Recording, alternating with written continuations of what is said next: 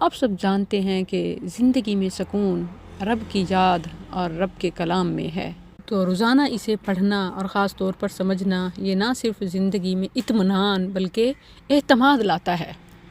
ہماری زندگی میں کنفیوژن، شکوک و شبہات پتہ کس لیے ہوتے ہیں؟ سب سنی سنائی باتوں پر، حتیٰ کہ دینی حوالے سے بھی جو ہمارے سورسز ہیں معلومات کے، وہ خود بے اعتماد، بے بنیاد ہیں۔ مثلاً درسی کتب میں جو کچھ بتایا جاتا ہے ان کا کوئی حوالہ نہیں ہوتا،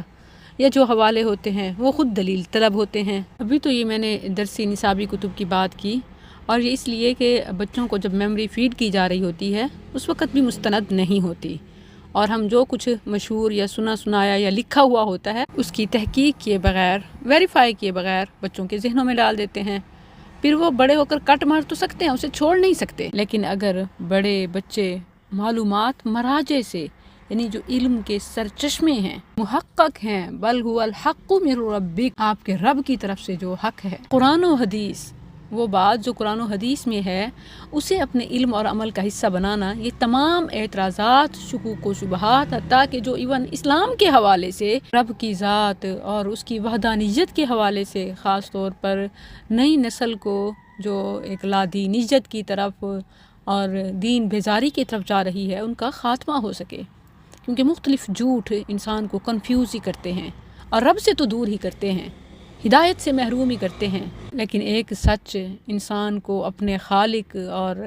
حق کے قریب کر دیتا ہے۔ یہ حق کہاں سے معلوم ہوگا؟ قرآن جو سب سے سچی کتاب ہے، لا ریب فیہ من رب العالمین، اوپن چیلنج ہے قرآن کے اللہ کا کلام ہونے میں، اور اس کی ہر آیت، ہر پیغام سچ ہونے میں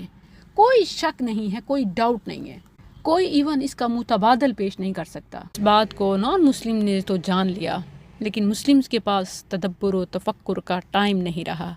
اسی لیے میں ایک شارٹ میسیج آپ کے سپرد کر رہی ہوں، ادروائز ہم یہ ٹاپک تفصیلاً آج صبح تفسیر کلاس میں پڑھ چکے ہیں۔ جیسے آج کی کلاس میں ہم نے سورہ السجدہ کا آغاز کیا، اس میں ابتدا قرآن کی حقانیت سے، اور پھر جب آیت 11 میں پڑھا کہ قُلْ يَتَوَفَّاكُمْ مَلَكُ الْمَوْتِ،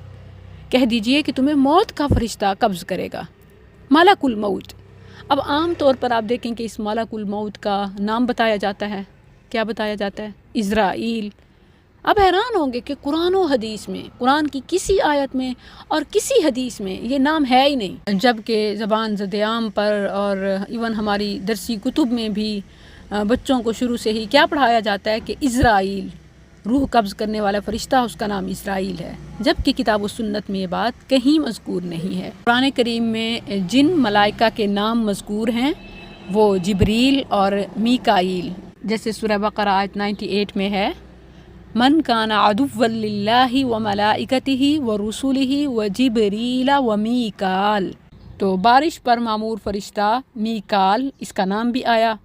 اور نبیوں کے پاس پیغام لانے والا، وحی لے کر آنے والا فرشتہ جبریل، اس کا نام بھی آیا۔ اسی طرح نبی صلی اللہ علیہ وسلم سے ثابت شدہ دعاؤں میں ہے، اللہم رب جبرائیل و میکائیل و اسرافیل، جبرائیل، میکائیل اور اسرافیل، جو نفخ سور پر، سور پھونکنے پر فرشتہ مقرر ہے، اسرافیل، اس کا نام بھی حدیث میں آ گیا۔ جو اسرائیل ہے یہ نام ثابت نہیں ہے، اس کے لیے ملک الموت ہی آیا، سورہ سجدہ آیت 11 میں،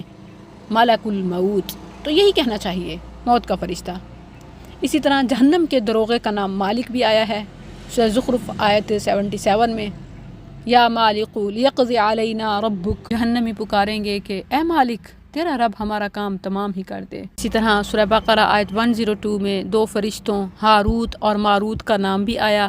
علی الملکین ببابل ہاروت و ماروت۔ اسی طرح حدیث میں قبر میں سوال پوچھنے والے فرشتوں کے نام منکر نکیر بھی آئے۔ اس کے علاوہ مختلف کی صفات کا ذکر ہے، مختلف کام کرنے والے فرشتوں کا جنرل ذکر ہے،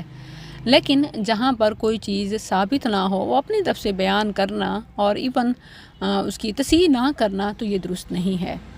اگر آپ چاہتے ہیں کہ آپ مستند اور سچی معلومات لیں تو آپ کے لیے قرآن سے بڑھ کر دنیا میں کوئی کتاب نہیں، آ جائیں اس کی طرف۔